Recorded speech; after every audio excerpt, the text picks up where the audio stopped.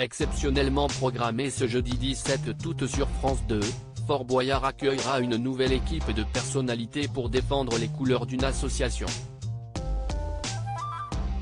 Il s'agira cette fois des Bonnes Fées, l'association des Miss France, avec Sylvie Tellier.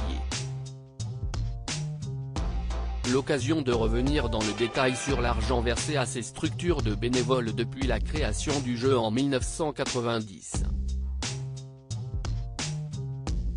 Changement d'habitude en vue pour les téléspectateurs de France 2. Le prochain numéro de Fort Boyard ne sera pas diffusé ce samedi, mais bien ce jeudi 17 août, toujours en prime time. La chaîne diffusera en effet ce week-end les mondiaux d'athlétisme et a donc préféré avancer la date de son jeu estival phare. Le principe est désormais connu, à chaque numéro, des personnalités se dépassent au profit d'associations. Dans l'émission de ce soir par exemple, une équipe menée par Sylvie Tellier composée d'Amandine Petit, Théo Curin, Marie-Ange Nardi, Yanis Marshall et Cédric Doumbé, évoluera sur le fort au profit de l'association Les Bonnes Fées.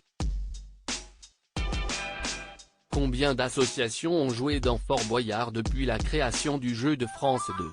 Depuis son lancement sur France 2 en 1990, Fort Boyard a accueilli pas moins de 250 associations. Et aucune d'entre elles ne repart bredouille puisque même si elles échouent à trouver le bon mot code, la production leur garantit un gain minimum de 3 000 €.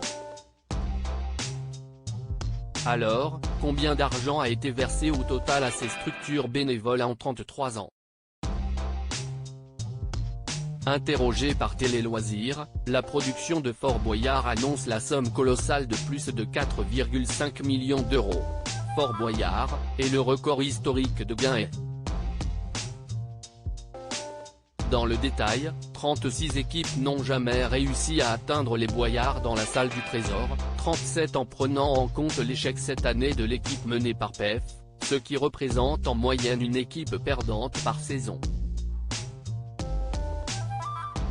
Le record historique de gains est toujours détenu depuis 2001 par l'équipe des Yamakasi, avec 37 118 € récoltés.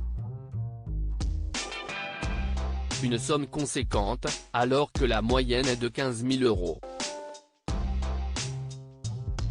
Mais cette année-là, une règle spécifique avait permis à ces athlètes de doubler leurs gains. Sur les 250 associations représentées depuis la création du jeu, 200 sont venues une fois et les autres, 2 fois ou plus. Le record est détenu par les Bonnes Fées, créées par des Miss France, avec 7 émissions à leur actif. Mais comme dans toute histoire d'amour qui dure, il y a des hauts et des bas.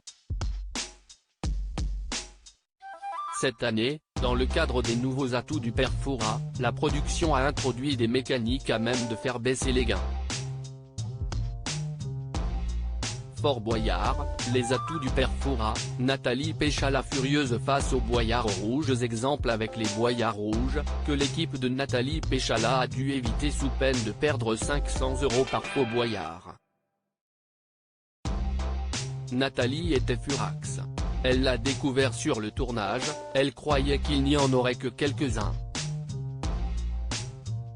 Quand elle a vu qu'elle était obligée de trier Boyard par Boyard, elle était dégoûtée.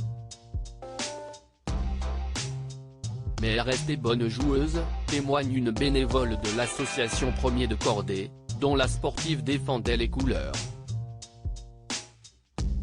Nous avions doublé la valeur du Boyard, qui était passé de 10 à 20 € à cette occasion.